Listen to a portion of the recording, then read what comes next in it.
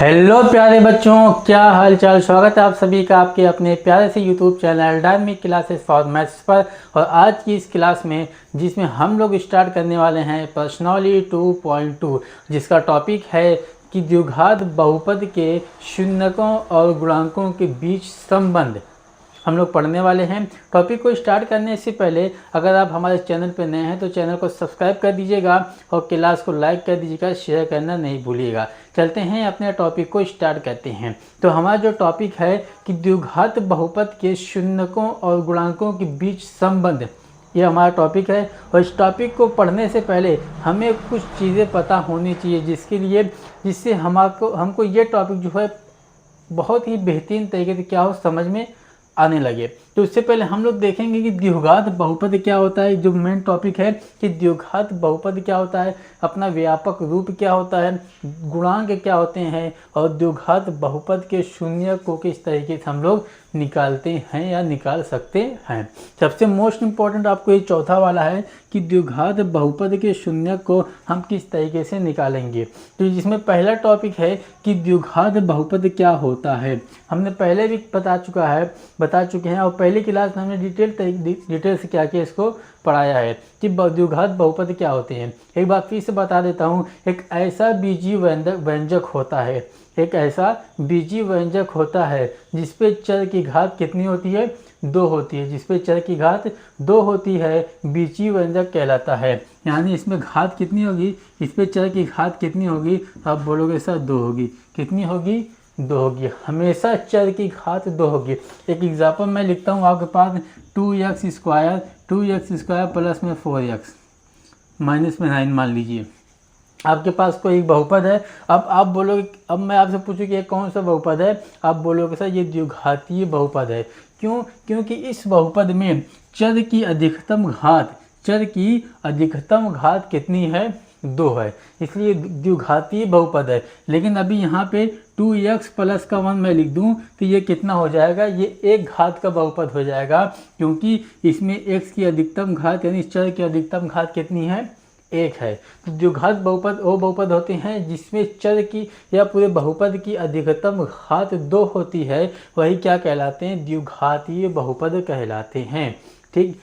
उसके बाद हमारा क्या होता है, व्यापक रूप। कि बहुपद का द्विघात बहुपद का व्यापक रूप क्या होता है। तो मैं यहाँ पे लिखता चलूँ, द्विघात बहुपद का व्यापक रूप होता है ax² प्लस में bx प्लस में c। ये होता है व्यापक रूप। क्या होता है, व्यापक रूप। ठीक। क्या होता है, ax² प्लस में bx प्लस में c होता है। अब बात करेंगे कि गुणांक क्या होते हैं। गुणांक क्या होते हैं। अब गुणांक क्या होते हैं, a b c, ये क्या होते हैं, द्विघात बहुपद के गुणांक होते हैं। ax² के साथ जो कुछ भी लिखा होगा क्या होगा, a का गुणांक एक गुणांक होगा। x की एक घात के साथ जो लिखा रहेगा क्या होगा, गुणांक होगा, x का गुणांक होगा। और x की घात 0 के साथ जो कुछ लिखा होगा क्या होगा, c का गुणांक होगा। ठीक, क्लियर, इतना ठीक है। यानी बहुपद में x a b c यानी x y z के अलावा जो कुछ भी लिखा रहेगा क्या कहलाएगा, गुणांक कहलाते हैं। एक एग्जांपल लेता हूँ, उसके माध्यम से समझते हैं। देखिए, हमने यहाँ पे एक एग्जांपल लिया है, एक एग्जांपल फिर ले रहे हैं। 2x² प्लस में 4x माइनस का 9। मान लीजिए आपके पास कोई एक द्विघात बहुपद है। ठीक। अब इसका आपको क्या निकालना है, गुणांक निकालना है। हमने क्या बताया, x की 2 घात के साथ जो कुछ भी लिखा रहेगा क्या कहलाएगा, गुणांक कहलाएगा। x² का गुणांक कहलाएगा और किसकी वैल्यू होगी, a की वैल्यू होगी। और याद रखिएगा x की स्क्वायर के साथ हमेशा गुणांक क्या होता है, a होता है। स्क्वायर के साथ गुणांक क्या होता है, a होता है व्यापक पद में। ठीक। क्या होता है, a होता है। तो यहाँ पे x², तो यहाँ पे a की वैल्यू कितनी हो जाएगी, 2 हो जाएगी। और हम क्या बताया, x की एक घात के साथ हमेशा उसका गुणांक क्या होता है, b होता है। यहाँ तो b की वैल्यू क्या हो जाएगी, 4 हो जाएगी। क्यों? क्योंकि x की एक घात के साथ 4 लिखा हुआ है। हमने ये भी बताया x की 0 घात के साथ, x की 0 घात के साथ जो कुछ भी लिखा होता है किसकी वैल्यू होती है, c गुणा c का गुणांक होता है। और x की 0 घात का गुणांक क्या होता है, c होता है। 0 घात का गुणांक मतलब यहाँ पे कुछ नहीं, जिसका मतलब इसकी घात क्या है, 0 है ना। यहाँ पे देखिए x की 2 घात, x की फिर 1 घात, फिर x की 0 घात, x की पावर 0, और x की पावर 0 की वैल्यू कितनी होती है, 1 होती है। और अगर इसको मैं यहाँ पे लिखूँ x की पावर 0, x 9x की पावर 0, और x की पावर 0 की वैल्यू कितनी होती है, 1 होती है। इसको हम लिख सकते हैं 9 × 1 बराबर 9, 9 × 1 बराबर 9। ठीक, तो यहाँ c हो जाएगा। इसका मतलब c की वैल्यू निकालेंगे तो c की वैल्यू हो जाएगी -9। ठीक, तो द्विघात बहुपद में गुणांक क्या होते हैं, a b c उसके गुणांक होते हैं। ठीक, ये जब क्वेश्चन करेंगे ना, इसको और डिटेल से हम लोग क्या करेंगे वहाँ पे समझेंगे। अभी के लिए इतना ही समझो। ठीक, अभी के लिए यहाँ पे इतनी ही समझ, जब इसको हम क्वेश्चन करेंगे ना प्रश्नावली के, तो और डिटेल में हम लोग क्या करेंगे, समझेंगे। अब चौथा मोस्ट इम्पॉर्टेंट कि द्विघात बहुपद के शून्य क्या होते हैं, द्विघात बहुपद के शून्य क्या होते हैं। अच्छा, एक चीज़ और, इसको पढ़ने से पहले एक एग्जाम्पल और लेके आपको समझाता हूँ, कुछ एग्जाम्पल और लेके समझाता हूँ। जैसे एक एग्जाम्पल मान लीजिए हमने लिखा है यहाँ पे, एक एग्जाम्पल हमने लिखा 3x² प्लस में 4x माइनस का 5 प्लस का 5। ठीक, अब यहाँ पे क्या करना है, गुणांक निकालना है। हमने बताया x² के साथ हमेशा a लिखा होता है, a लिखा होता है, तो यहाँ पे a लिखा होता है, लेकिन यहाँ पे a है नहीं, यहाँ पे 3 है, तो a की वैल्यू कितनी हो जाएगी, 3 हो जाएगी। इसी तरीके से हमने बताया x की एक घात के साथ हमेशा क्या होता है, b होता है, तो कि b की वैल्यू क्या हो जाएगी, यहाँ पे 4 हो जाएगी, 4 हो जाएगी, क्योंकि यहाँ पे b के स्थान पे क्या लिखा हुआ है, 4 लिखा हुआ है ना, इसलिए यहाँ पे b की वैल्यू क्या हो जाएगी, 4। और हमने ये भी बताया x की 0 घात के साथ हमेशा क्या होता है, c होता है, लेकिन यहाँ पे 5 लिखा हुआ है, इसलिए यहाँ पे c की वैल्यू क्या हो जाएगी, 5 हो जाएगी। एक एग्जाम्पल और लेते हैं,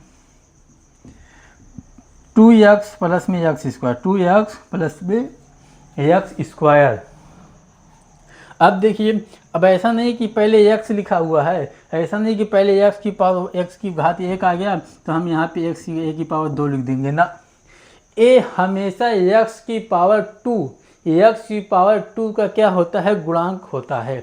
x हमेशा, यानी कि a हमेशा x की पावर 2 का गुणांक होता है। तो तो यहाँ पे अगर a की वैल्यू निकालेंगे तो a की वैल्यू 1 हो जाएगी, क्योंकि a किसका कोफिशिएंट होता है, a किसका गुणांक होता है। तो आप बोलोगे सर a जो है x² का गुणांक होता है, x² का गुणांक होता है, इसलिए यहाँ पे a की वैल्यू 1 आ जाएगी। और x की घात 1 का गुणांक क्या होता है, आप बोलोगे सर b होता है, तो इसलिए यहाँ पे b की वैल्यू कितनी आ जाएगी, 2 हो जाएगी।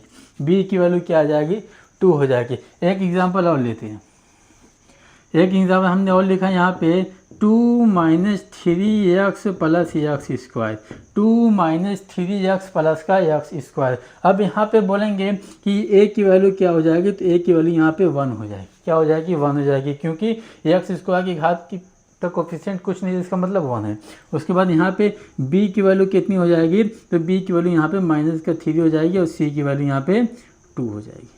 ठीक है, क्योंकि b x की घात 1 का कोफिशिएंट b होता है, और b के स्थान भी क्या लिखा हुआ है, 3 लिखा हुआ है, इसका मतलब b की वैल्यू 3 और c की वैल्यू 2 हो जाएगी।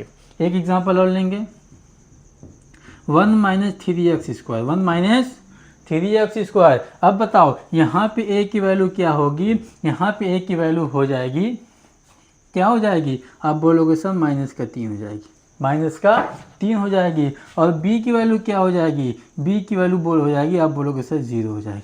क्यों, क्योंकि x की घात 1 है ही नहीं है इसमें भाई, यहाँ पे x की घात 2 दिख रहा है, आप हाँ दिख रहा है, x की घात 0 दिख रही है क्या, हाँ दिख रही है, x की घात 1 दिख रही है क्या, नहीं दिख रही है। जब नहीं है तो इसका मतलब 0 है, और x की घात और c की वैल्यू क्या है, c की वैल्यू यहाँ पे 1 है।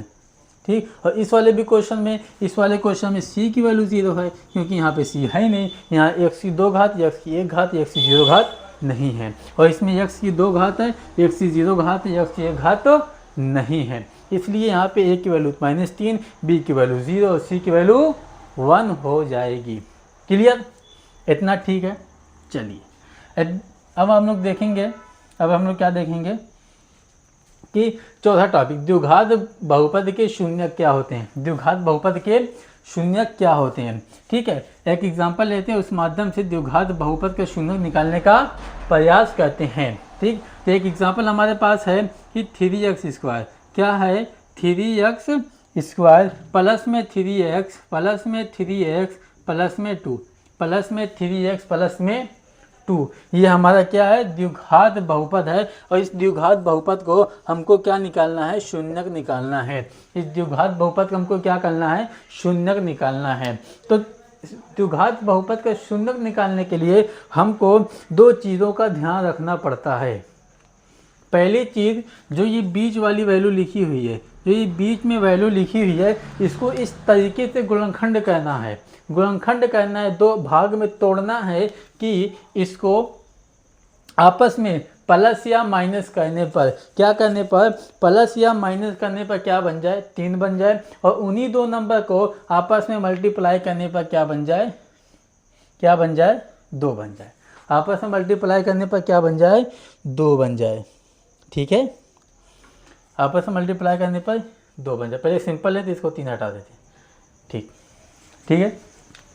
यानी कि कोई ऐसा नंबर ढूंढो जिसको प्लस या माइनस करने पर क्या बन जाए, 3 बन जाए। और उसी दो नंबर को मल्टीप्लाई करने पर क्या बन जाए, 2 बन जाए। क्योंकि यहाँ पे कुछ है नहीं, यहाँ पे कुछ नहीं, तो इसका और इसका आपस में, जैसे मैंने अब यहाँ पे 3 लिखा था, अब 3 और 2 को मल्टीप्लाई करें कितना हो जाएगा, 6। तो यहाँ पे 6 चाहिए, लेकिन हम यहाँ 3 क्या कि हटा दिए ना, यहाँ पे कुछ नहीं है। तो यहाँ पे इसका मतलब 1 है, 2 में 1 को मल्टीप्लाई करेंगे 2 आएगा, तो यहाँ पे 2 चाहिए हमको। 2 मतलब कि इस बीच वाली वैल्यू को हमको 2 ऐसे भाग में तोड़ना है कि उस दोनों भाग को आपस में प्लस या माइनस करने पर क्या बन जाए, 3 बन जाए। और उसी दो नंबर को आपस में मल्टीप्लाई करने पर 2 बन जाए, क्या बन जाए, 2 बन जाए। किस तरीके से तोड़ेंगे, ये मोस्ट इंपॉर्टेंट है, आपको इस चीज़ समझनी पड़ेंगी। अगर ये पूरी चीज़ आप कर पा रहे होंगे या आप कर लेंगे, आप सीख जाएंगे, तो आप मान के चलिए आपका 2.2 पूरी तरीके से समाप्त हो चुका है, कुछ बचा ही नहीं है। सबसे मेन चीज़ यही है 2.2 का सबसे मेन चीज़ यही है। अगर आप ये कर पाएंगे तो सब कुछ कर लेंगे, ठीक। और आपको ये आ गया तो आप मान के चलिए आपका चौथा चैप्टर भी क्या हो जाएगा, समाप्त हो जाएगा। 2.2 और चौथा चैप्टर एकदम सेम है, एकदम सेम है, चलते, ठीक है। तो देखिए, ध्यान से देखिएगा, हमने क्या बताया, बीच वाली वैल्यू को तोड़ना है। तो x², तो हमने यहाँ पे x² इस तरीके से लिख लेंगे, प्लस, ठीक। क्या मैं इसको 1 + 2 लिख सकता हूँ, 1 × 2 लिख सकता हूँ क्या। अब देखिए, इसको आपस में जोड़ेंगे, अगर इसको 1 + 2 करेंगे क्या आ जाएगा, 3 आ जाएगा। और 1 × 2 करेंगे तब भी क्या आ जाएगा, 2 आ जाएगा।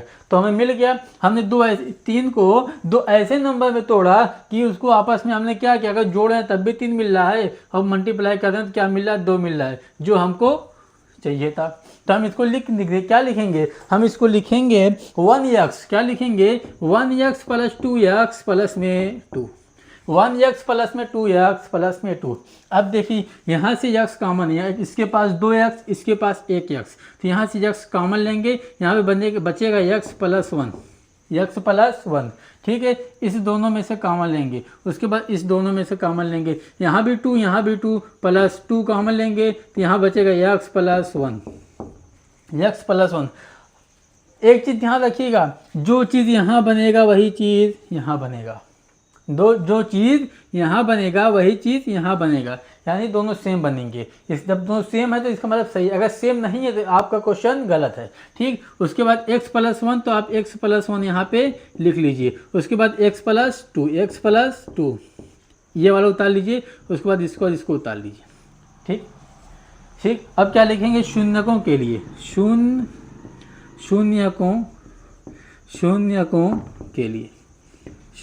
के लिए, ठीक। x + 1 = 0 और x + 2 = 0, ये हो जाएगा x। इसको इधर ट्रांसफर करेंगे तो x = -1, और इसको यहाँ हो जाएगा, इसको इधर करेंगे तो ये हो जाएगा x = -2। तो हमारे पास 2 शून्यक मिले, इस बहुपद के लिए 2 शून्यक मिले, एक x = -1 और एक x = -2। ठीक, x बराबर -1 और x बराबर -2। देख लीजिए यहाँ तक कोई दिक्कत है क्या, है तो बताइए।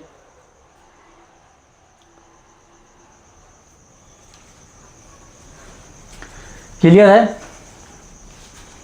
चलिए एक क्वेश्चन हम और बता रहे हैं आपको, जो है x²।